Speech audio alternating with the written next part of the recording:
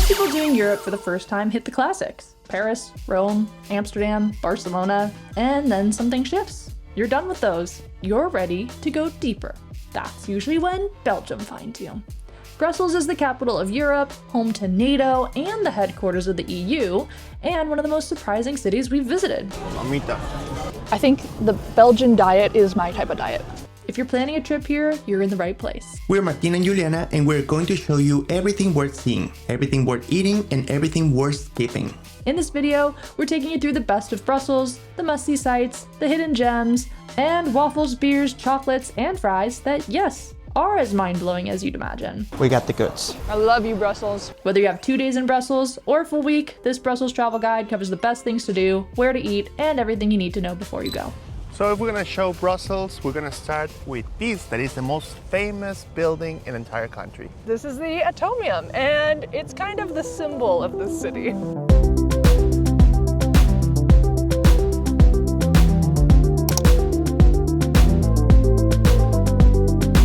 This was built for the 1958 World Fair, and that was during a time where there was a lot of post-World War II optimism. The space race was beginning. This was meant to be like a iron crystal magnified 168 billion times or something crazy like that. It's about 30 stories tall, and they kept it standing since the World Fair, even though it was supposed to be temporary, kind of like the Eiffel Tower. So to get over there is 18 euros. You can go to the top, which you're gonna have like a great view from the city, and also you can walk between like the bridges, let's say it like that. We're not getting over there, we're getting to another place that is just next door.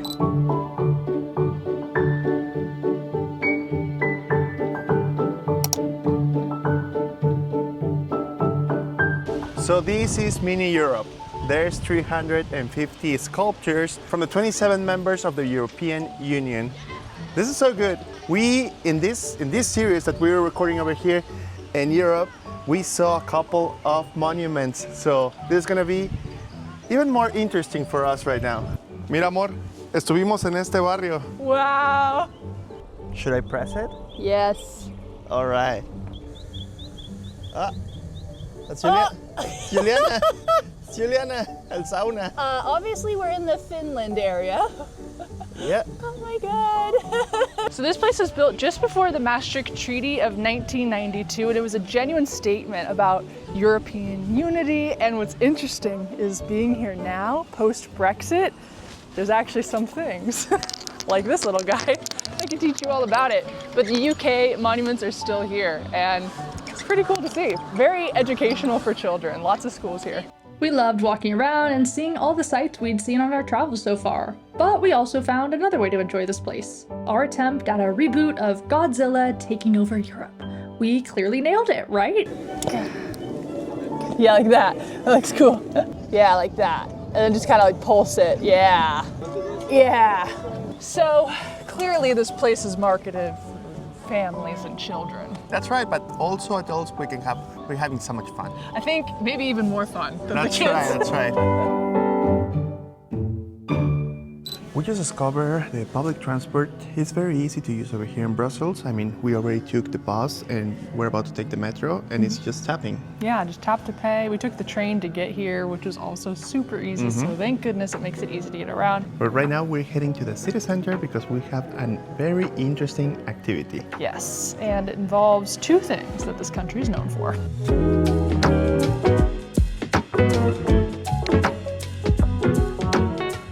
We have some time to kill before class, and so we wandered into Bouche for a mid-morning flat white, and it was fantastic. We realized afterwards that it's one of the world's 100 best coffee shops, which we never expected to find today. Now there are so many ways to learn about a culture. We chose Waffle and Beer class.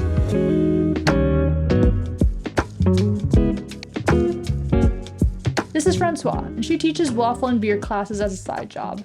She loves waffles, she loves beer, she's exactly the right person for this afternoon. Before we touch a single ingredient, we're trying 3 Belgian beers. I don't need to tell you how great Belgian beers are. You know this already, but what I didn't realize was the variety. The first one is Kriekpon, a cherry beer, which is a classic from Brussels. Monks and farmers used to drink this instead of water because it was safer. The second is Cinebia, named after the people of Brussels. It's a blonde with citrus finish. But the last one is the dangerous one. Pechmel Bouche is this amber 8.5% ABV beer that tastes like a peach. It's very popular with students here, and I understand why. Now that we've had our beer, I think the only responsible thing would be to have access to hot cooking tools. Let's make some waffles. This makes sense. The first thing Francois told us is that waffles are not breakfast. They are a snack. And the version the rest of the world thinks of, piled high with toppings at a tourist stand, that came from the 1964 World's Fair in New York, when a Belgian vendor figured out what Americans wanted and gave it to them. She told us to add beer into the batter. I don't know if it's the secret or if she just wanted to use the leftover beer. Either way, they turned out fantastic. The ultimate test is to put it over your head, so... I'm scared. There's something about a cooking class that's just so fun when you travel. This class was a hoot. Our group was cracking us up the entire time. If you want your waffle to taste good, make it yourself with red wine. Yes! Waffles and beer. Yes! Waffles and beer. You'd almost forget that this was meant to be educational. I mean, we even got a certificate. She's a graduate. Graduated with honors. 1, 2, 3, waffles!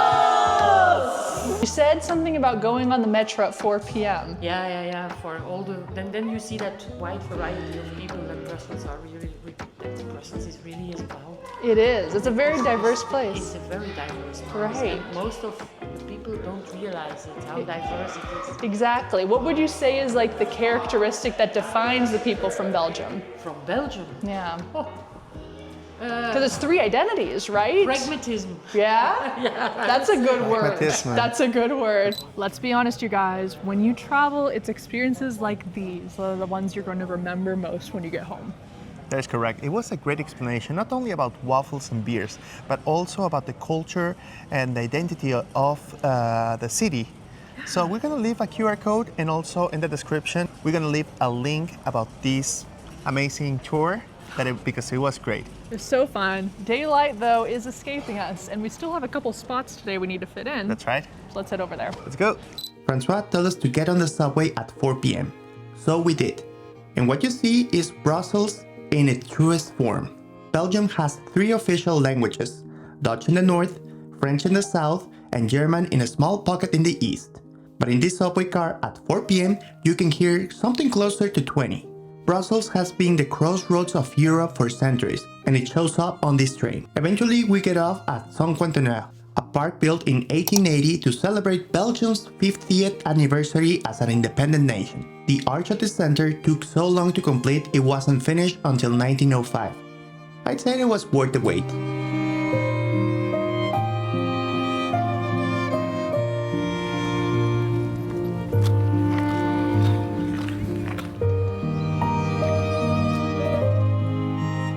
You know, the more we do this whole travel thing, the more we realize that moments like this, the ones at 4 p.m. in some random park or cafe or whatever, are some of the most important, right? Where you're just sitting, observing, seeing the local life pass before you, and reflecting on how you wish that you had more moments like this when you're back home. I know a lot of you guys work 9-to-5 jobs, you're rushing home to make dinner. At least in the US, we don't have many third spaces like this. This is a really, really fantastic place to pass a little bit of your afternoon and just chill. All right, enough of that. What do you guys say we go find some more beer? That's what we came here for, after all.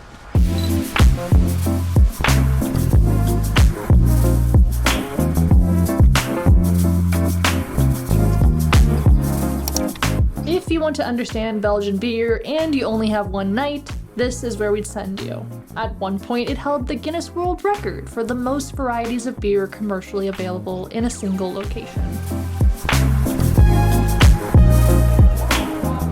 We're in Delirium Cafe. We ordered 2 beers. Look at this. This is very appropriate for me. Martin's IPA. I love IPA, so this is for me, clearly. They have more than 2,000 types of beer, and each beer, it has their own glass. That's very important. It's almost a sin to put another beer into the same glass that you already finished your beer. Now, the beer in Belgium is amazing, and it's a tradition. You know, it comes from the 13th century when monks, they started making their own beer. It was safer to drink beer than drink water. So it's for the safety of the farmers, they start doing that.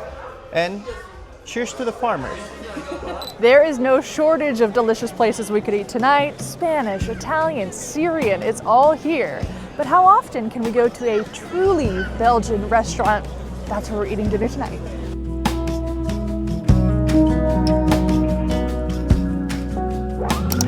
I'm glad we're here because this is one of the oldest taverns in Brussels. Over 200 years, and this is the dish that we were looking for. The menu is completely full of Flemish dishes, and we're so glad we're here. Of course, the side of fries. Please, over here, if you come over here, don't call it French fries, because actually they are from Belgium. We ordered the carbonate flamande. If France has the beef bourguignon, Belgium has this. This is a dish that has clearly been slow roasting for hours. That beef is incredibly tender. And of course, they cook this with beer, Belgian beer in it, classic. And what a lot of people don't realize is to get this stew so thick, they throw on a piece of bread covered in mustard. So I actually do taste a little bit of that mustard. It is delicious, so good. And I'm really glad we came here because this is one of those dishes that never left the country. We're eating good tonight. This dish is completely hitting the spot. And also, this dish tells you everything you need to know about Belgium. You know, all the flavors they mix and the ingredients that they use. Now, in terms of where to stay in Brussels, you have a lot of options. But after weeks of moving city to city across Europe, what we want is something reliable. For this trip, we partnered with Best Western City Center, and this is a really fantastic option for mid-range travelers who want a good balance of fantastic amenities and a great location. The rooms are quiet, which is impressive for a city center, plus the botanical garden is right across the street, and you're only 5 minutes on foot from the train station. That means getting anywhere in Belgium is completely straightforward from here. And the breakfast in the morning with delicious fresh bread and espresso options is exactly what you need before a full day of exploring. I mean, we don't ask for a lot when we travel. We want a comfortable place to lay our heads, staff that doesn't make us feel bad about being here, and a great location. This place is amazing. The staff was so friendly when we checked in, and we love that we're just 5 minutes from the train station and walking distance to so many museums. I mean, what more do you really need? We'll leave a link down in the description as well as this beautiful state-of-the-art QR code for you so that they know Tourist to Local sent you if you do decide to book here. Now, let's keep exploring the city.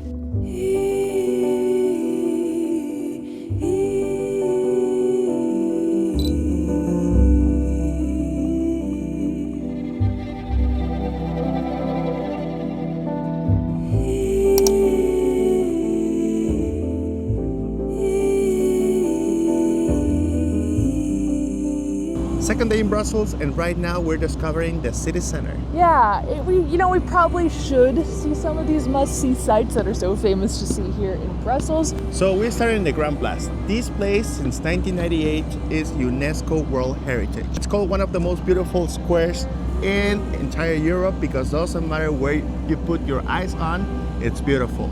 Yeah, and it's been here since the 11th century. It's actually the oldest complete medieval town square in Northern Europe, and it's stunning, especially at this time of day when the light is just coming in. Yeah, it could get crowded later on. That's why it's the first spot that we wanted to visit. I mean, hey, we're here with all the delivery trucks right now. That's how early we are. Yeah, so we have to go because we have to help them deliver a couple of things. Yeah, they need some help. Just off the plaza is Galeries Royale Saint-Hubert, one of the oldest shopping arcades in Europe, built in 1847, mainly home to lots of luxury chocolate shops. Some of this stuff is so beautiful, we can't even imagine eating it. But we have a spot for chocolate later, so we keep moving to this spot. Whoa. We're here at the Royal Palace, which is one of those kind of places that you just show up and then it's like, check, I was here. On to the next one, right? That's right. Why is that? A king doesn't live over here, and actually you cannot go inside. There's just a couple of weeks during summer that you can get inside, but right now it's not the correct time. In my opinion, skip this one. I don't think you really need to come here unless you're really into looking at the outside of palaces that aren't in use. One interesting fact though I learned is there is a room inside that has 1.5 million beetle wings on the ceiling. That's right. That is a choice. Not live ones. There's some other places in the city that are definitely more our style, That's so we're right. gonna head over there next. Let's go. Belgium is the comic strip capital of the world, and Brussels has over 50 official comic strip murals painted across the city as part of an urban art project started in 1991. And comic books here are not considered children's entertainment. They are real art form and adults read them. We recognize quite a few comics on our walk, like the Smurfs and Tintin. They designed this path to actually take you to different parts of the city where tourists don't usually go, and so we're actually seeing so many beautiful little neighborhoods and quiet alleys, which is perfect. I'm just enjoying walking here. And we're here to see Asterix and Obelix. Unfortunately, we cannot get in because it's inside of a primary school, but it's good enough. This one, it has a lot of influential in Latin America, and me personally, I can tell you that it was a big part of my childhood. I love to read these comics, and I'm very happy we're here. But if walking around finding comic murals isn't your thing, you can also try the peeing statue walking route. This city has a good sense of humor because we got a palace with beetle wings, we got an iron molecule, and a peeing little boy as a symbol of the city. And he has his own outfits, over 1,000 to be exact. Today he's dressed up as a doctor to acknowledge the emergency medicine. Very interesting. It's another quick one just to look at, but you gotta do it. And Martine told me there's actually a couple other ones too. So let's go look for that. And because we believe in equality, there's also the girl version.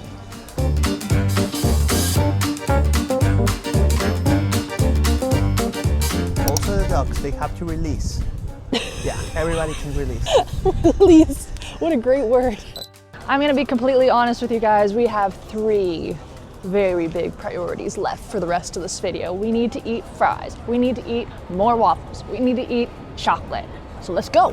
We're here at Frites Atelier for some delicious gourmet French fries. Now, like we said, French fries are actually from Belgium. At least the most credible origin story comes from here, from Belgium, from the southern part. You know, there was farmers who would fry fish by the river, and one cold winter when the river froze over, they decided to fry some potatoes shaped like fish, and thus the beautiful French fry was born. The key why the Belgian fries they are so good is 3 things. 1 is beef tallow. 2, they're double fried. Normally you eat it with mayonnaise, but over here a Michelin recognized chef made this concept where they add different ingredients. Look at this. And Juliana got one with, what is it, Jules? I got basil and Parmesan. Parmesan. I got Flemish too. So it looks so good. And also I added this truffle sauce. Yes. Well, this is a perfect lunch. Mamita. I am just nuts for mine right now. This, I realized, is basil mayonnaise, one of the most delicious things I've ever eaten. Like, imagine the best fry of your life, the way that it's crispy on the outside and soft on the inside. They got it down to a science here. I think the Belgian diet is my type of diet. With so many dishes left to try, the only logical next move was to turn the rest of our afternoon into a DIY food tour. But you know, none of this food is particularly healthy for you, so the least we can do is walk from place to place. A lot of people, whenever they go to Brussels, then they are disappointed about the waffles over here because they offer 2 types of waffles, Brussels style and Liege style. The Brussels style, they have like a lot of toppings, so they taste good. Those are the ones that people there are disappointed from. And we recommend you to try the Liege ones.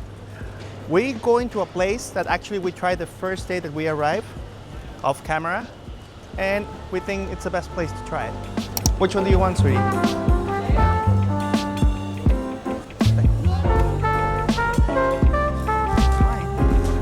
Let's see. Okay, I just told you guys about the toppings and then I add some pistachio, sorry. I already know this is so good. It is that pearl sugar on the outside that makes it crispy and crunchy. This time though, I went for chocolate sticks inside that she shoved in by hand. But Martine, this does not count as trying Belgian chocolate. We still gotta do it. Oh my God, this is delicious. I mean, At this point, the chocolate has melted and it is delicious. I love you, Brussels. Incredible.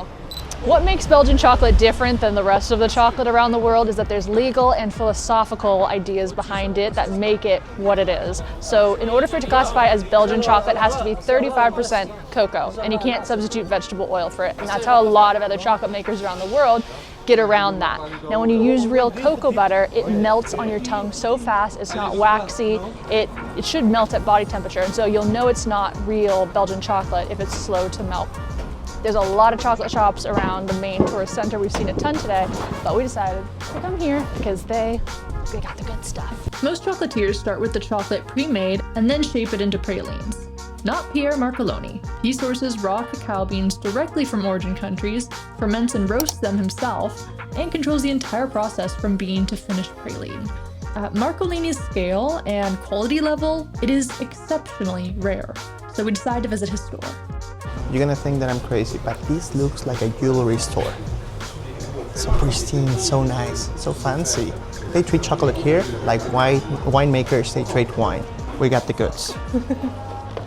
One, we try it, and each one box for our parents because we're good daughter and son. One of these. Mom, Dad, if they're watching the video, this one is for you. If you don't watch the video, no chocolate. No, if you didn't get it, that means we ate it on the plane.